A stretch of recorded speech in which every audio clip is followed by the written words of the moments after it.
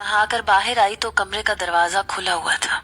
मेरी सास और जेठानियां सभी मेरी मुंतजिर थीं, क्योंकि बासिम दरवाजा खोल कर सो चुका था।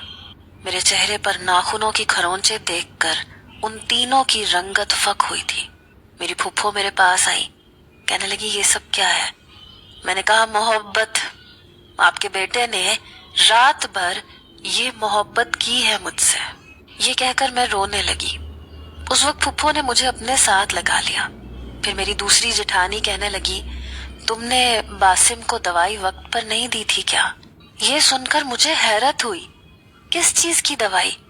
वो कहने लगी, अम्मा जान, मैंने तो दवाई दी थी, बासिम के हाथ पर रखी थी, कहा था कि मेरे सामने खाओ, लेकिन आपको पता है ना उसे कितनी जल्दी गुस्सा चढ़ जाता है। कहने लगा, आप जाएं यहाँ से, मैं खा लूंगा, प्लीज। सास कहने लगी, तुम्हें कितनी बार कहा है कि चुपचाप खड़ी रहा करो जब तक वो दवाई खा ना ले, तुम कमरे से बाहर मत आया करो। वो कहने लगी, बहुत संभाल लिया हमने बासिम को और उसकी जिम्मेदारियों को, अब आ गई है ना उसकी बीवी, ये सब आप इसी की जिम्मेदारी लगाते हैं। फूफो मुझे अपने कमरे में ले आई, मुझे नाश्ता करवाया। कहने लगी, बासिम को थोड़ा सा नफ्सियाती मसला हो गया है, लेकिन डॉक्टर ने कहा है कि ठीक हो जाएगा। मैंने कहा कि ऐसी बात और ये नफ्सियाती मसला आपने पहले क्यों नहीं बताया हमें। मेरी इस बात पर मेरी सास गुस्से से मुझे देखने लगी। कहने लगी, इस बात से क्या मतलब है तुम्हारा कि पहले नहीं बताया? अरे मेरा बेटा कोई पागल थोड़ी है, बस थोड़ा सा जहनी मरीज है, डिप्रेशन का शिकार रहता है, गुस्से का थोड़ा तेज है, अपने मिजाज के खिलाफ बात बर्दाश्त नहीं करता और इसमें कोई बुराई नहीं है।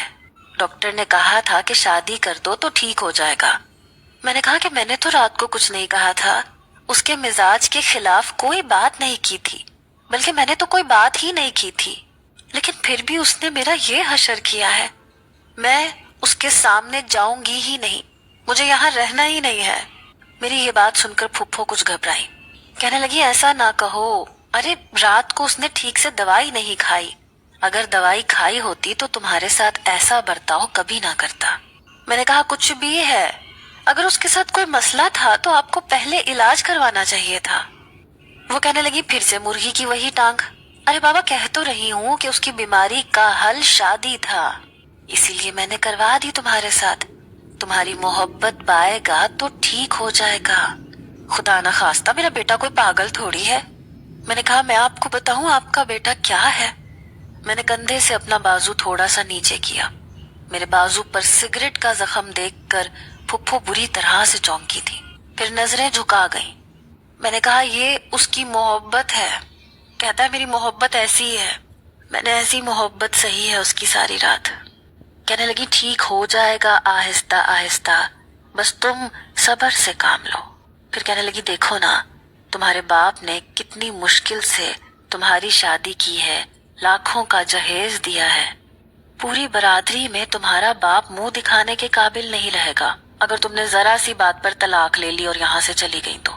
सोचो कितनी बदनामी होगी मेरे भाई की। लेकिन अगर तुम थोड़ा सा सब्र कर लो तो डॉक्टर ने कहा है कि बासिम बिल्कुल ठीक हो जाएगा। अरे उसका इलाज ही शादी था, तो शादी के बाद वो ठीक हो जाएगा। मैं चुप की चुप रह गई।